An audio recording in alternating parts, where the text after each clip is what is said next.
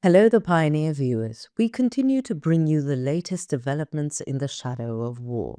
The conflict between Ukraine and Russia is causing profound changes, not only on the front lines, but also in the political and military balance. While both sides are suffering heavy casualties, critical developments are taking place that could change the course of the war. In particular, the losses suffered by the Russian army and the need for troops are pushing Moscow to seek new solutions. However, the Kremlin's strategy to gain the upper hand in the war has encountered an unexpected obstacle. And this obstacle came from a power with which Russia has long had close relations. Russia turned its eyes eastward to send new troops to the front lines in the war.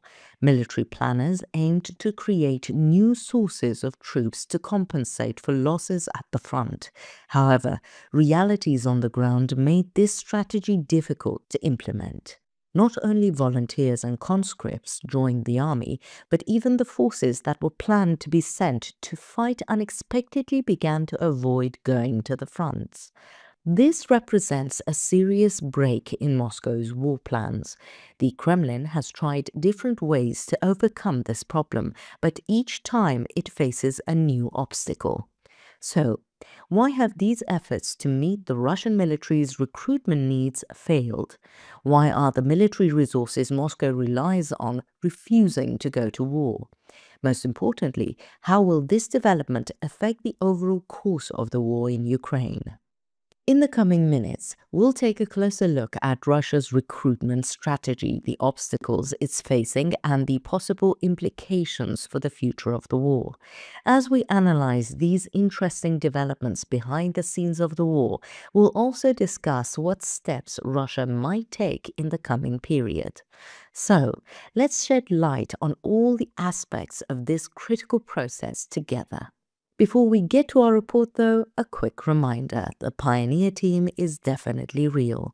None of my team members or me are artificial intelligence. Even though AI is very advanced, it's still not as good as us. By the way, don't forget to subscribe to our channel and turn on notifications so you don't miss our daily reports and explanations. We do read all the comments you leave on our videos, so please continue to share your ideas about our content. Tell us in the comments what content you'd like to see on the Pioneer channel. And now let us begin if you're ready. The Pioneer reports. As military cooperation between Russia and North Korea evolves into a new and remarkable dimension in the shadow of the war in Ukraine, North Korean families are being forced to take extraordinary measures to protect their children from going to the front lines.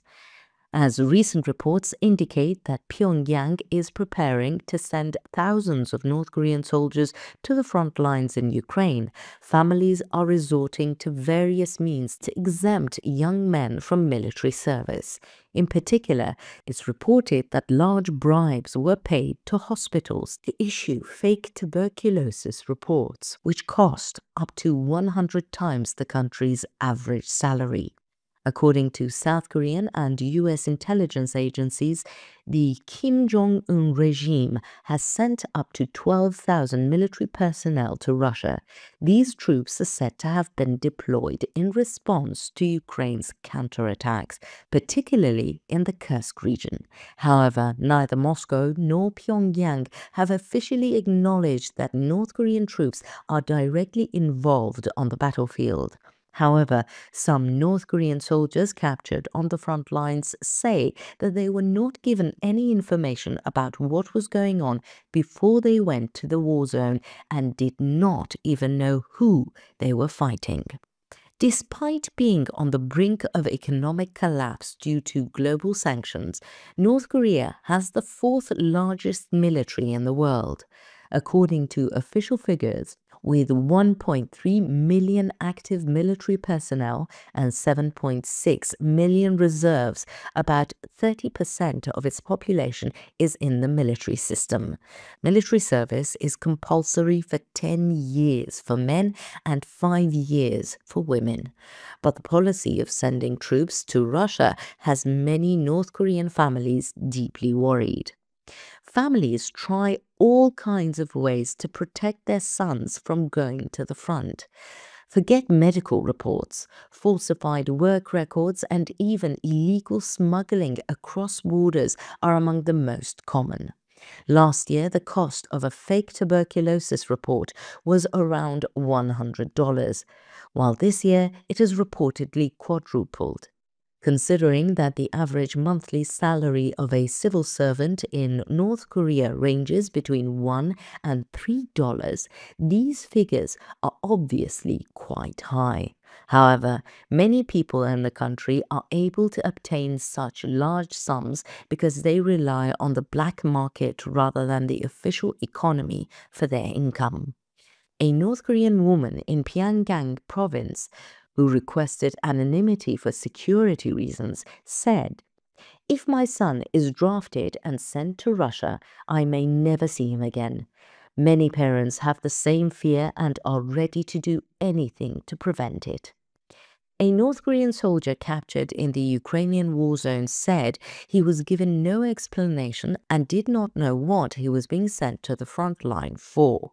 Thousands of North Korean soldiers like him reportedly had no idea what to expect before they were thrust into the middle of a war. Pyongyang sends official documents to the families of its dead soldiers, stating that they died in sacred combat training for the honor of the motherland. However, these documents do not contain any information about the real causes of the deaths. North Korea's official propaganda mechanism tells us that the soldiers sent to Russia went to the battlefield as heroes, but the reality is clearly very different. North Korea's increasing role on the battlefield in Ukraine could have a serious impact not only on the course of the war, but also on international relations. Kim Jong-un's decision to offer military support to Moscow could lead the United States and its allies to rethink their sanction policies against North Korea. This raises the question of how the Pyongyang leadership will cope not only with the war economy, but also with international pressure. On the other hand, the reality on the ground is not encouraging for North Korean soldiers. Many of them are not trained troops, but young men with no combat experience. Demoralized, uninformed, and forcibly deployed, their impact on the battlefield is uncertain. If Russia is able to successfully use North Korean troops on critical fronts, the chances of prolonging the war could be strengthened. However, it's also possible that these troops will not be effective due to demoralization and low motivation. It remains to be seen whether North Korea will continue to provide military support to Russia, how Moscow-Pyongyang relations will be shaped, and how the international community will react to this situation. What do you think the consequences of North Korea's move will be? How could Pyongyang's involvement in the war change the international balance? How do you think the North Korean people will react to these developments? Let us know in the comments. We read and care about your points of view.